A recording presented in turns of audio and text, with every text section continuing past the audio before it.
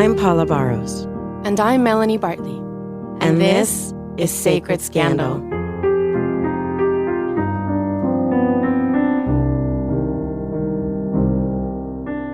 First off, we'd like to sincerely thank you all for listening to Sacred Scandal. A lot of you not only invested time, but became emotionally invested in this case as well. You've written your concerns about Mike, about Ukraine, about us when we were there. You were even worried about Dennis, our producer, going up that hill. We were humbled by your involvement. During the run of this season, we received tons of emails with great questions. Really great questions. Questions that have gotten us thinking too. We were touched by seeing how our listeners were following us side by side on this case, each step of the way. In this bonus episode, our listeners take the mic and get to ask us questions.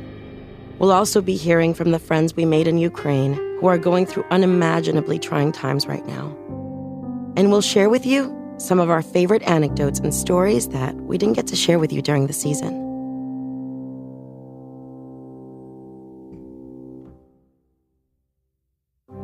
Congratulations, ladies. You made an amazing podcast with an almost unbelievable story.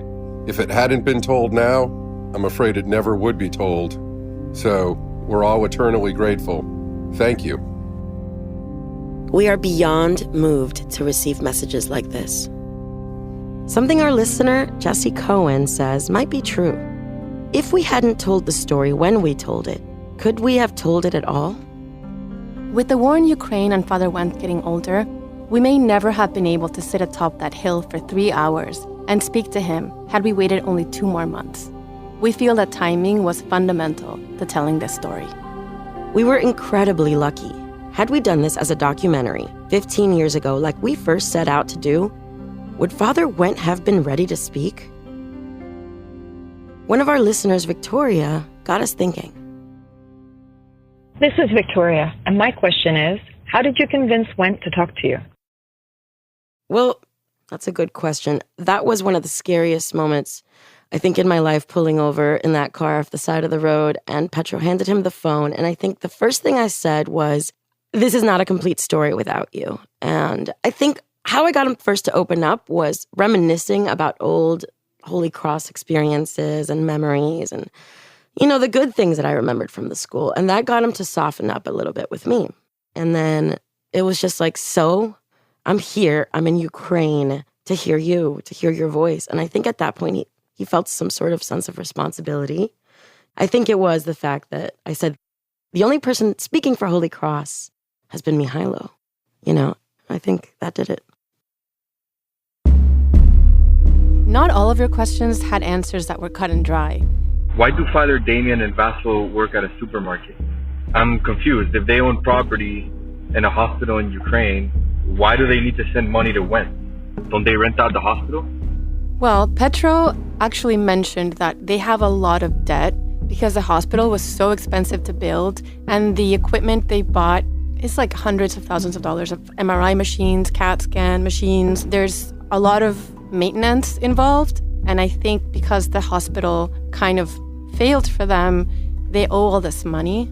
And I guess in Ukraine, it's harder to make a living, especially right now. So I think that's why Father Damien and Vasil work at a supermarket in North Carolina, and that's how they help out with expenses. I do find it very strange, to be honest, that 2 monks have to work at a supermarket because usually like the monastery maintains you, but I guess they don't really have another way to make money. Well, they don't have followers and they don't have, you know, mass or donations but they don't also have the school. So, Andres, your question is a great one, and we unfortunately don't have a clear answer. We are stumped. Other questions were questions we'd already asked ourselves and the attorneys, but it never seemed like anyone really ever knew the answer. Hi, Melanie and Paula. I was wondering if you asked, why did Petro get adopted by Father Wendt? And was it by Petro's choice? Hi, Mickey. Thank you for your question. I think that it was definitely Father Wendt's idea, and Petro agreed. Not even the investigators really knew the answer to this question. At first, the assumption was that there was something to do with their immigration status, and that being legal son of one of these priests would make it easier for them to become a citizen. But Gail Levine even said she asked immigration, and they said that wasn't the case, that they were already on student visas, and that wouldn't really have made a difference. I guess the other theory was inheritance. If Father wanted to make sure if anything happened to him that Petro would inherit whatever they had. But what's really strange is that they took a vow of poverty. So a monk isn't supposed to own, property or have, assets or an estate. Yeah. Your concerns and questions about Mike always moved us. And we told him how much people out there wondered about him. One question in particular, we're really happy to be able to answer. Mike said he brought the knife because he would cut himself. I was wondering if he continued to do that. The answer is no. Mike does not cut himself anymore. Now he has a different way to let out his emotions, and we were definitely so happy to see it. He writes short stories. So whenever he feels anything that's, negative or things like that, you can sometimes hear it in the story. Right, Mel? Like some of his subject matter sometimes is a little dark. It's a little dark, yeah. But for me, it just feels like that's his new outlet, and it's so much healthier. And yeah, he sends every single story to us, and we really want to share it with everybody soon. He wants us to share the stories with you guys too. And I just remember even from the last visit, just seeing his arm, like it's obvious he's been a cutter for years, Yeah. But they're healed, and it looks like they're just healed for years. Very scarred. Yeah. Up next, we take a look at a question that more than one of you had. Hey, Paula and Melanie. Big fan of the podcast. Loving it. Thank you so much for taking questions. I was curious if while in the Ukraine, you had a chance to visit or speak with any of the other monastic candidates, or if they have spoken at all since the original investigation. Josip declined I sent him a WhatsApp message. He said not interested. He was very polite though, and he said I'd rather keep my experiences at Holy Cross private or something. Like that. Ivan never responded. Neither did Vasil. We found Vasil on Facebook. Yeah. And we sent him a few messages and nothing, friend requests. And then Sasha, we could never find Sasha. Ever. There's just no trace of him on the internet. The only one, we did talk to Ilya. Yeah. Ilya has been really, really helpful. Yeah. And his perspective has changed a lot throughout the years. And Petro, obviously. And that's it. This next one is a great question, and one we've wondered about ourselves. I'm wondering if Sister Michelle was aware of any of the alleged abuse. Well, we asked Mike directly, because that was always a theory in our minds, that maybe that would explain why he killed Sister Michelle, was that she knew about the abuse and didn't do anything to protect him. There was another theory, a wilder one back then, that was that Sister Michelle knew about the abuse, she was going to say something, she was going to report it, and then Father went, put Mike up for it and made him kill her, which is crazy. That's pretty crazy. Definitely not true. Definitely not true.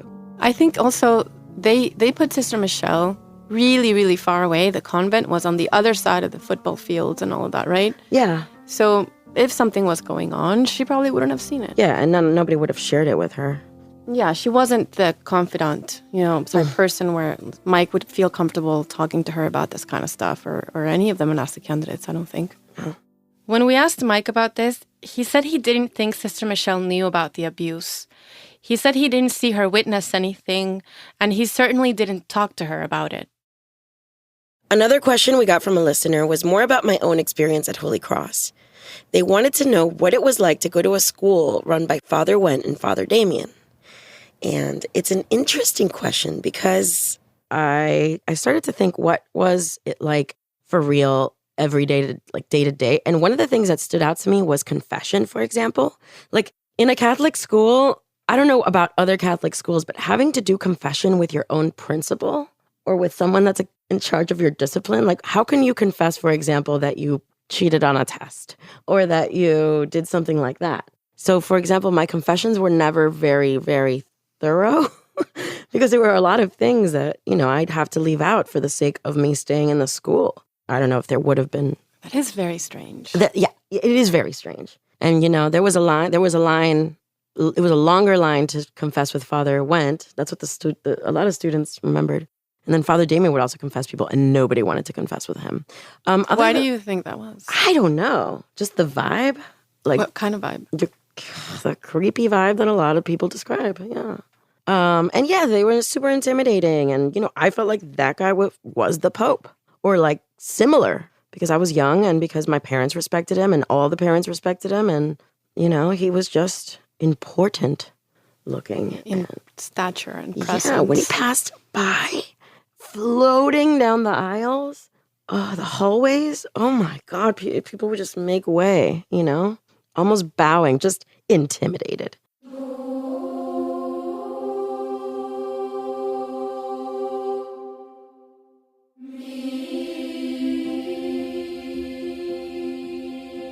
The day the war started in Ukraine, our listeners started writing to us immediately.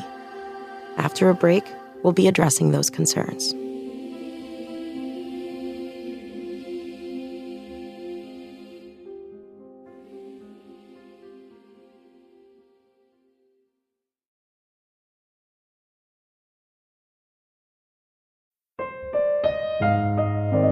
Welcome back to Sacred Scandal.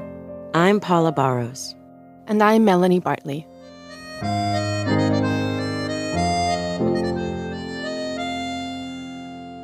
At the start of this project, we were already warned that it was only a matter of time before the Russians invaded this beautiful country.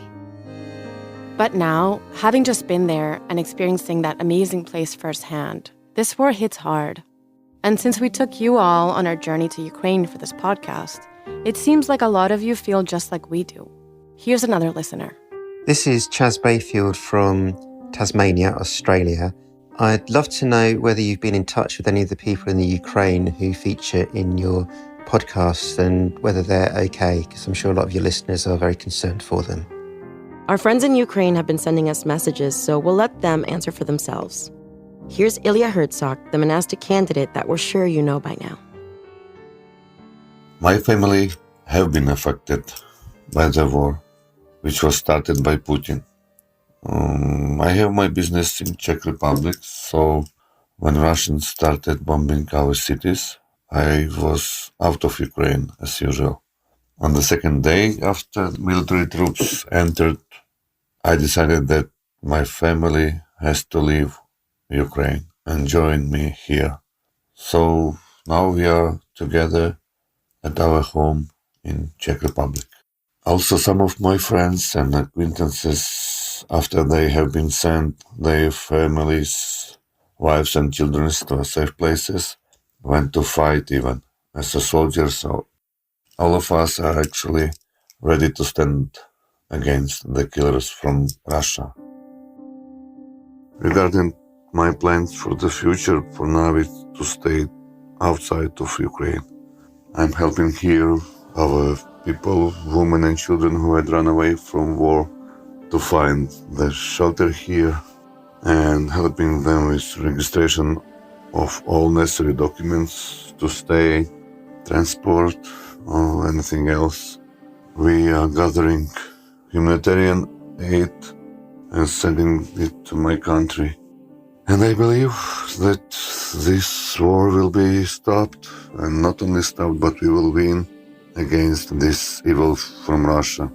And me and my family and our families will be able to come back to peaceful Ukraine in the nearest future. That's what we want.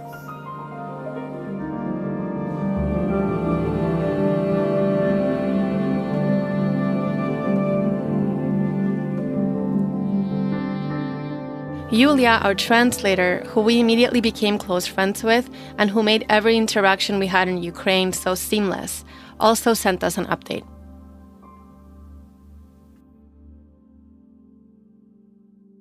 My name is Yulia and I am Ukrainian. And the recent events and the war was truly, truly heartbreaking and terrifying. Every morning looks like waking up and checking the news, seeing what cities were bombed, seeing who survived, who died. And it's something really, really, really heartbreaking. We live in the most western part of Ukraine, so we were lucky enough not to get bombed, but I can't say the same about so many places. We have family all over Ukraine. Some live in the occupied territories, some are fighting at war, some are getting bombed and just praying every day to survive just one day at a time. My region is receiving many, many refugees, and there arrived like 50,000 people, and that's our city is 100,000 people. Many, many people are coming. Just yesterday we received 1,000 kids who were evacuated without their parents because there wasn't just an opportunity like this. But on the better side, if I can say that, with all that's happening, our people are as united as possible, and it's truly, truly breathtaking to see how so many people are connecting and helping each other. So, yeah, glory to Ukraine.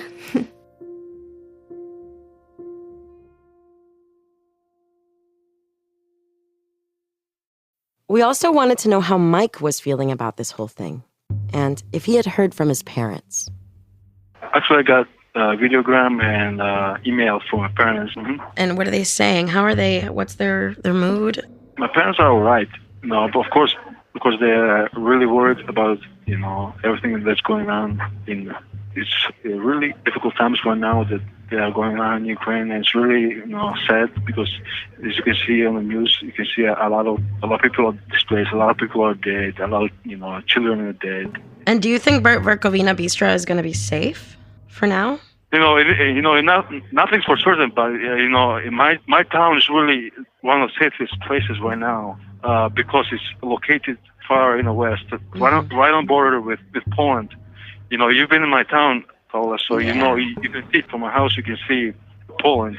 So it would be really easy for your parents to kind of go over the border if they need to in a last-minute sort of emergency, right? Yeah, if they would emerge, I'm sure the Polish would open up. I remember back then in the 90s, we had, a reservoir on the Polish border, and Ukrainian guards, Ukrainian military personnel, go and just patrol the border, Yeah. But I'm sure, right now, Poland's really good, with the Ukraine right now. They're really helpful.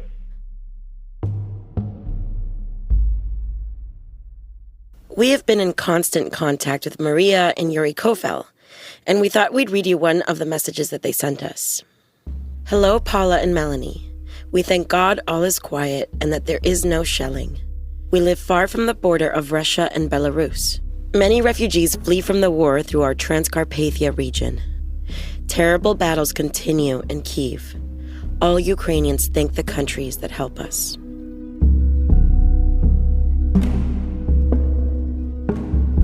When we saw the Kofels, we talked to them for hours, and it's crazy to think only a few minutes made it into the show. But there's a lot of stuff like that didn't make it in. Coming up after the break, we'll be sharing some tape that didn't make it into the show. Stay with us.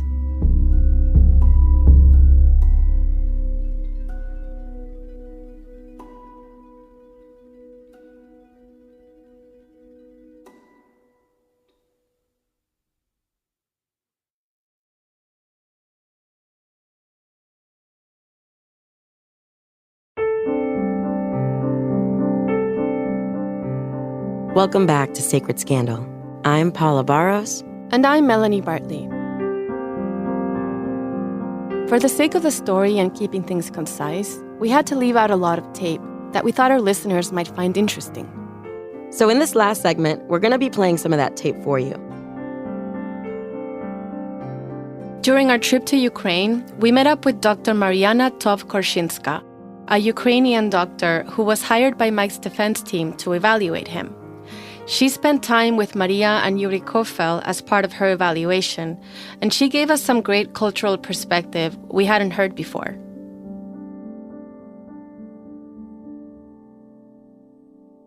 The situation with his father was very bad for him, yes. So he told that he wanted to escape from that family as quickly as possible. And this possibility to go to this school or something like that, he really wanted to be a priest, even maybe a monk. And it was, for him, it was very serious. And for our people, you have to understand, America, it was something amazing, so a heaven. Yes, so to get there, it was such a big luck. And I'm sure for him it was like he will be there, he will become a priest, and everything will be just perfect. Here it was a hell, and there will be a heaven. Yes, and it was not only for him like that. It was mostly for all of us. Yes, so it was like that. America is something. So he went to America. Yes. And everything was destroyed. We've always asked ourselves how Maria and Yuri Kofel never suspected Mike might be being abused, even when he and Father Damien came to visit and would share a bed with their son in their home. You have also to understand, such things as happened there are, in our mind, something absolutely impossible. Believe me, homosexuality here, it's maybe now it is more like it is possible to be. In our time, in his time, it was something like absolutely not possible to be. And especially among priests, it's absolutely impossible. So he was, something destroyed in him, something broke inside him for sure. It was psychologically, it was absolutely impossible. Going to Ukraine was truly one of the most intense trips of our lives, and one we will never forget. But speaking of trips, remember Art Nanny, the lead detective working the murder investigation? Well, he was on a trip to Vegas once and told us a story we found pretty strange. So, the squad bought me a gift to go to Vegas. But who did I run into? I ran into Petra and one of the other monks. They were in Vegas airport. And Petra came up to me and said, "You're Art Nanny." I said, "Yeah." And he introduced himself. And I said, "What are you guys doing over here?" They were over there gambling. As a matter of fact, I think he was sitting on a slot machine. I retired in 2006. So it was almost 5 years after the fact. But I'm looking at them that they were supposed to be monks. So, and they're going to Vegas. What happens in Vegas stays in Vegas. But it was just, it kind of blew my mind that I have the monks in Vegas. And there wasn't a lot of conversation because I didn't really care for Petra anyways. I believe he lied to me from the get-go, and he could have been lying to me at that particular point too. We found this story so odd, we decided to ask Father Lou, the priest and canon law expert who you heard from in episode 7, his opinion on monks taking trips and gambling. Okay, so yeah, even monks are allowed to go on vacations. They might have set places where, the monks go. But because you become a monk, you don't cease becoming a human being. All right, so when I want to go on vacation, all right, I'm a master diver. All of my vacations were diving vacations. I'd go to the Caribbean, I'd go, to the Pacific, I'd go diving. They were very, very expensive. If I wanted to go on vacation, that's fine. Canon law allowed me a month's vacation a year, but I had to pay for it. The monks in the monastery, are they entitled to vacation? Absolutely. But the monastery would have to pay for it. And it's always with the understanding that what one did on vacation was at least not antithetical to religious life. So I could go on vacation and go diving. I could go on vacation and maybe do some recreational gambling where it was legal. But I couldn't go on vacation and work in an abortion clinic. All right? Or I couldn't go on vacation and involve myself in, the backroom poker parlor and gamble in a place that was going to be raided by the Vice Squad. But how do you reconcile, I guess, the vow of poverty with gambling or going to Vegas or staying at a nice hotel, for example? Well, poverty means I don't own anything. It doesn't mean that I have to live a bereft life. If I take a vow of poverty, it doesn't mean I have to live in a hovel and wear underwear with holes in it. I'm allowed a basic standard of life that is commensurate with human dignity. Staying in a nice hotel in Las Vegas, where's that on the scale? Recreational gambling in Las Vegas is legal. It's not immoral. All right. Well, should a monk gamble? I don't know. But I'm a diocesan priest, and I used to go to Las Vegas. But that was my money. Okay. If I had a bad run at the tables, then I didn't buy cigarettes the next month. Whereas the monk is drawing from the common assets, and therefore there's got to be another level of awareness of his use. So am I going to sit in judgment if someone goes to Las Vegas and stays in a decent hotel? Well, no. All right. He didn't do anything illegal. He didn't do anything immoral on the face of it. And just staying in a nice room, there's nothing scandalous about that. Depends on the local law and the local monastery. I control my finances. Those who belong to religious orders and take the vow of poverty do not. I mean, if a guy's got a roll of quarters and goes to a quarter machine and feeds them in one at a time, he spent what he would have spent on renting a DVD. But if I see a monk sitting at a dollar machine and he's putting $5 at a time in, pulling that arm 60 times an hour at $5 a time, and it's $300 an hour, and he was at that machine for 4 hours, I would think to myself, is this the best use of your monastery's assets?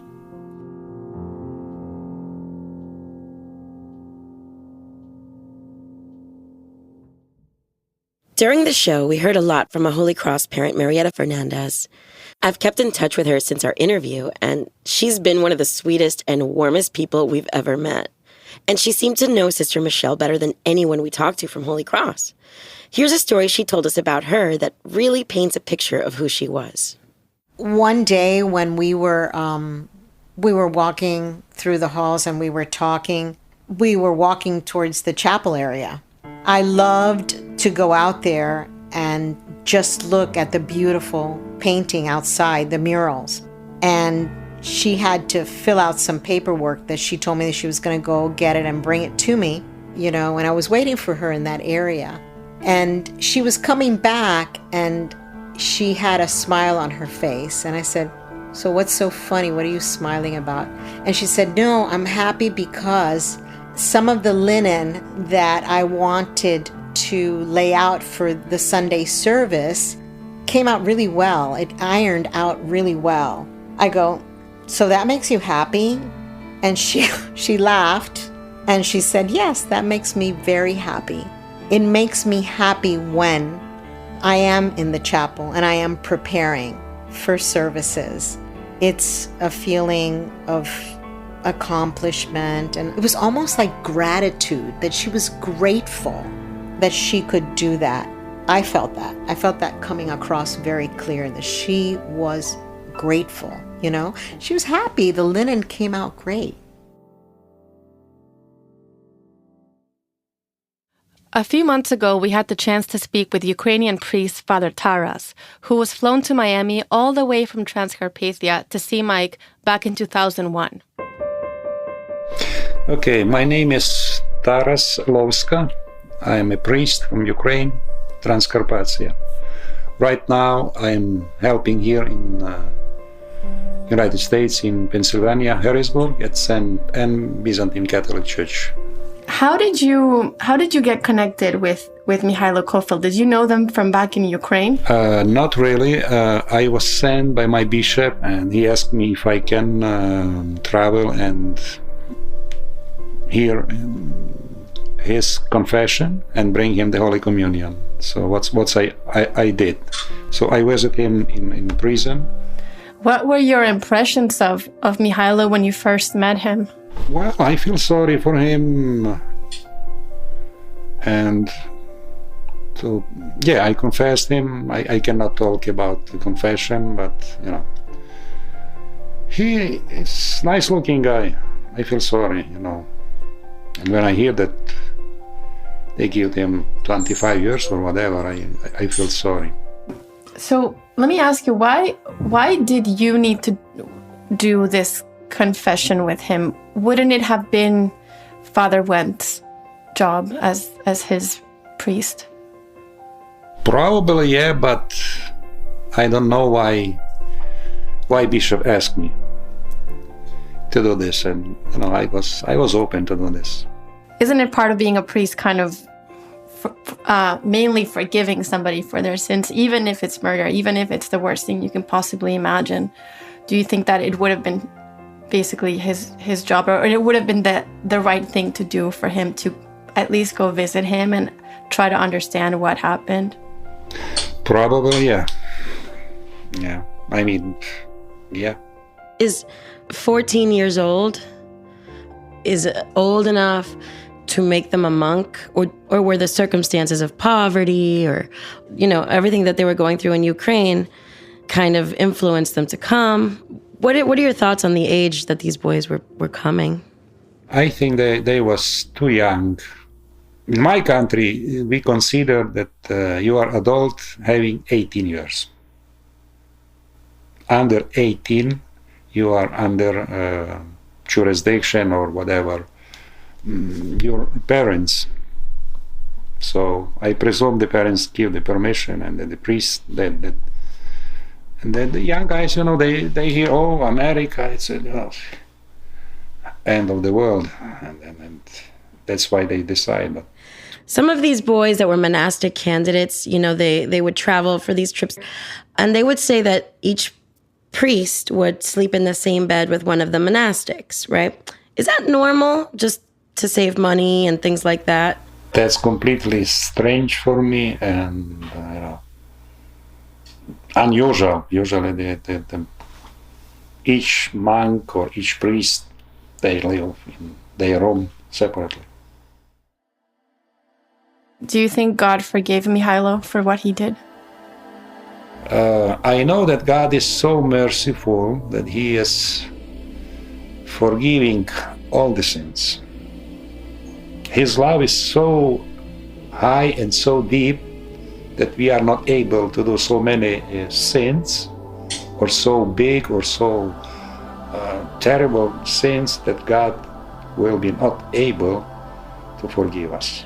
It doesn't mean that we have to do sins, but we have to know this, that God is, His love is like ocean, no end. That's why we are called to respond to His love and to love Him.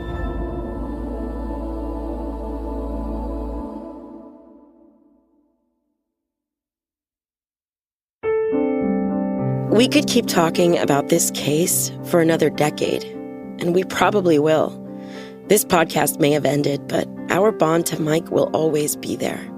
We'll continue to visit, we'll continue to write and chat on the phone. We know a lot of you have expressed how much you care about the people in this story, and for that, we thank you. Having your support gave us the confidence to keep moving forward. So stay connected to us via social media and email if you want to hear more about Mike, read his short stories, and get more updates on the people we've all come to care about in Ukraine. Although Sacred Scandal, the show, didn't have the ending we hoped for, this story is not over for us, and we will continue to pursue the truth. Thank you all again from the bottom of our hearts. This has been Sacred Scandal.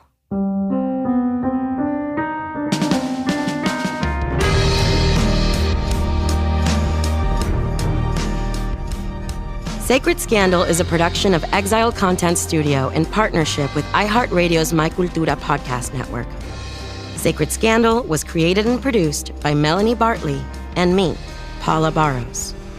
Our senior producer is Dennis Funk of Written in Air. The executive producers are Rose Reed and Nando Villa. Additional production by Alvaro Cespedes. Our production assistant is Imani Leonard. Original music and final mixing by Patrick Hart. And special thanks on this episode to Brian Robertson and Michael Martone. And a huge, huge thank you to our families. If you'd like to reach out, email us at hello@sacredscandalpodcast.com, and you can follow us on Instagram @sacredscandal.